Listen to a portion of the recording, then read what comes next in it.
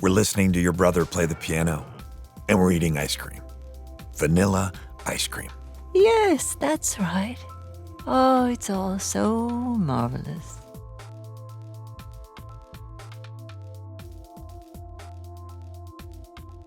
Number 10, Brian dies. Family Guy. I'm so sorry, Mrs. Griffin, but Brian's injuries are just too severe for us to save him.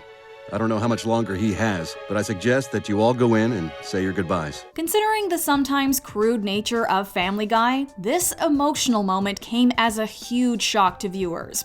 As Stewie and Brian are setting up for a game of hockey, Brian is unexpectedly hit by a car while Stewie watches helplessly. Oh, Brian! Oh my God! The Griffins rush Brian to the vet, but his injuries are too serious. He thanks the family for a wonderful life and tells them he loves them before passing away. I'm sorry. He's gone. Thankfully, the show revived Brian 2 episodes later, but his death really brought on the tears with its surprising poignancy. I couldn't live without you, so I came back from the future to save your life. Number 9. SpongeBob loses Gary. SpongeBob SquarePants. Gary! Gary! Gary! Gary! Gary! Patrick! Huh? I can't find Gary! This show has definitely dealt some emotional blows before, from SpongeBob almost dying due to pie, to Sandy's heartbreaking homesickness. I wanna go home. However, its saddest moment is when SpongeBob loses his beloved snail Gary. After SpongeBob forgets to feed him, Gary runs away from home. A devastated SpongeBob searches all over Bikini Bottom, fearing his beloved snail is gone forever. As he puts up posters and apologizes publicly, the song Gary Come Home plays in the background, reflecting SpongeBob's sorrow and tugging at the audience's heartstrings. Please come home, 'cause I miss you, Gary. The episode has a happy ending when SpongeBob and Gary are reunited, but SpongeBob's panicked search is sure to strike a chord with anyone who's ever lost a pet. Gary, your purring is making it hard to forget you. Gary! Oh, Gary! Number 8. Rick almost takes his own life. Rick and Morty. Rick and Morty definitely doesn't shy away from darker themes, but this moment really highlights the troubled nature of its titular mad scientist. But I know how it goes with us. I lose who I am and become part of you. Because in a strange way, you're better at what I do without even trying. After Rick is dumped via letter, he returns home and retreats to his lab. Unfreezing a deformed creature, he comforts it, then puts it out of its misery with a death ray. Are you afraid of me now? Rick then intends to use the death ray on himself, but thankfully passes out before it powers up. This scene is a real gut punch for the audience and serves as a grim reminder that Rick's mind, while brilliant, is a very dark place. I wanna run away with me now. Number 7. Pops' Sacrifice. Regular show. Pops! Show yourself, coward! I'm here! Regular show is known for its relatable characters and 80s references, but it's also known for having one of the most bittersweet series finales in cartoon history. Oh, this can't work, Pops. The minute you let me go, I'm gonna blast you into nothing. I know, so I'm not going to let go. Rigby, Mordecai, and their friends are caught in an epic space battle with Anti-Pops, the powerful evil brother of the jolly, kind-hearted Pops. Realizing it's the only way to save his friends and the universe, Pops sacrifices himself. Don't worry, Mordecai and Rigby. I know you're sad, but I promise this is a happy ending. Take care of each other. Goodbye. After the battle, the gang returns to Earth, and they raise a statue in honor of Pops while David Bowie's Heroes plays in the background. It broke our hearts to lose such a beloved character, but at least he went out as he wished, protecting those he loved. Number 6. Homer and his mother are separated again. The Simpsons. Well, there's my ride. The underground awaits. After believing his mother has been dead for over 2 decades, Homer discovers she's alive. Mom? Homer? Rick, thought you were dead! I thought you were dead. As it turns out, his mother Mona was identified while attempting to destroy Mr. Burns' germ warfare laboratory and had to go into hiding to keep her family safe. I'll miss you, Homer. Mona and Homer are reunited, but their happiness is sadly cut short when Mr. Burns tips off the FBI to Mona's whereabouts and she has to go back into hiding. At least this time I'm awake for your goodbye. Oh, Homer. Remember, whatever happens, you have a mother, and she's truly proud of you. After they're separated once again, he sits on the hood of his car to quietly watch the stars as the credits roll. Number 5. Janice's illness. Why Charlie Brown, why? The teacher told us you were in the hospital. Your fever must have been really awful. Well, it wasn't just the fever. I have cancer. We often turn to cartoons to escape reality, but sometimes they touch on the most tragic aspects of real life. In the Peanuts special Why Charlie Brown Why, we meet Charlie and Linus's new classmate and friend Janice.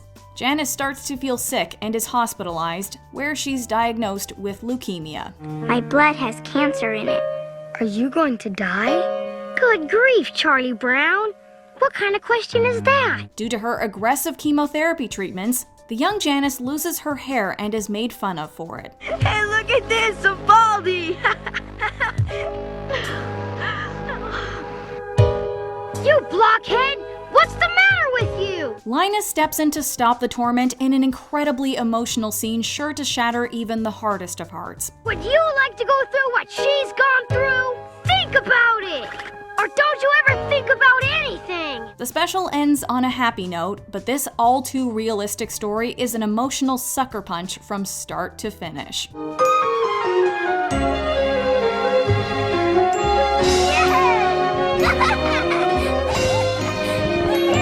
Number 4. I Remember You. Adventure Time. You took this picture. Ugh, you've scribbled all over it. Oh, are they good lyrics? I'll get the keyboard. The Ice King started out as Adventure Time's main antagonist, but this episode reveals his tragic backstory during a duet with Marceline. Marceline, is it just you and me in the wreckage of the world? That must be so confusing for a little girl. Years before the series, the Ice King, then simply known as Simon Petrikov, rescued a scared young Marceline in the catastrophic fallout of the Mushroom War and kept her safe. Unfortunately, their life together could not last, as the crown that grants the Ice King his powers and immortality also strips him of his memory and sanity. This magic keeps me alive, but it's making me crazy, and I need to save you. But who's going to save me? His curse is viewed as a metaphor for bipolar disorder and Alzheimer's disease. Anyone who has loved a person who struggles with mental illness can relate to the emotions Marceline expresses as she sings with him. Please forgive me for whatever I do when I don't remember you. Number 3. Chucky remembers his mom. Rugrats. Sometimes I dream about having a mom, though. It's always the same dream, too. We're always outside, and there's lots of grass and flowers. We didn't expect to learn quite so much about love and loss from a show about toddlers. In this episode, the babies prepare for Mother's Day. Chucky doesn't understand why he doesn't have a mom to give a gift to, but he recalls having a mom in his dreams. Look, everybody! It's the lady I told you about from my dreams! After realizing his dad is the bestest mom ever, Chucky finds a picture of the woman from his dreams and gives the picture to his dad Chaz as a Mother's Day present. Hi, little guy. Did you and your friends have fun? A mournful Chaz explains to Chucky that his mom passed away when he was very young and takes him out to the garden to show him the beautiful flowers she planted. All those flowers? She planted those. She used to love to come out here and play with you. Chucky realizes he didn't simply dream up his mom. He remembered her all along. See, guys? I do have a mom. She's right here in the flowers. Number 2. Leaves from the Vine. Avatar: The Last Airbender. Happy birthday, my son. If Only I could have helped you. Given that Avatar: The Last Airbender is considered one of the greatest cartoons of all time, it's no surprise that the writers knew how to make us tear-bend.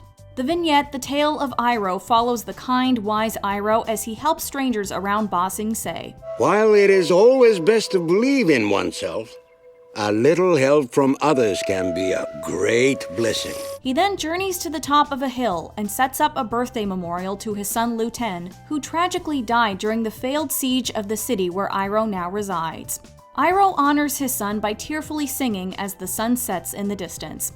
Leaves from the vine, falling so slow, like fragile, tiny shells, drifting in the foam. This moment is made even more poignant by the fact that Iroh's longtime voice actor Mako passed away before the episode aired, and the episode is dedicated in his honor. Brave soldier boy comes marching home. Before we unveil our top pick, here are a few honorable mentions. In Arkham, Mr. Freeze begs a figurine of his wife Nora for forgiveness. Batman the Animated Series. I can only beg your forgiveness and pray you'll hear me somehow. Someplace where a warm hand waits for mine. Mr. Wynn sends his daughter Mai to safety and is separated from her for decades. Hey Arnold. I knew if I gave Mai to the soldier, they would take care of her. They would find a home for her. And then, as soon as I could, I would get out of the country and find her again. The biologically unstable bunny returns to save her sisters and explodes as a result. The Powerpuff Girls.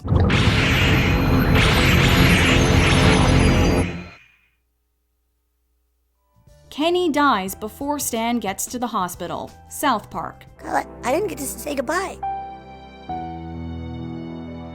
Did he say anything before he went? He just said, "Where's Stan?" Steven and a heartbroken Pearl discuss Rose Quartz. Steven Universe. What would she think of me now?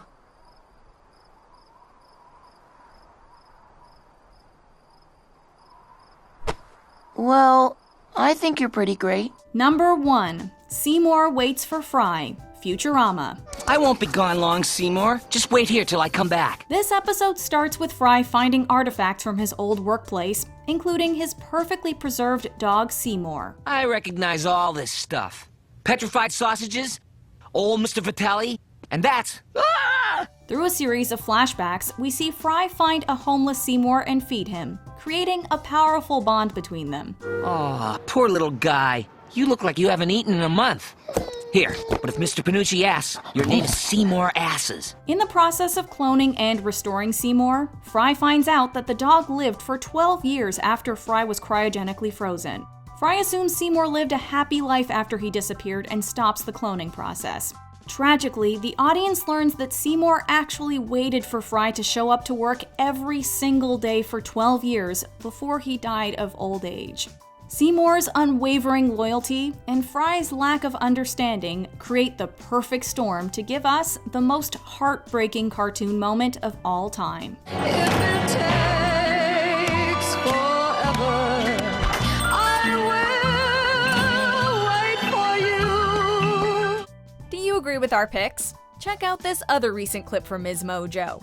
And be sure to subscribe and ring the bell to be notified about our latest videos.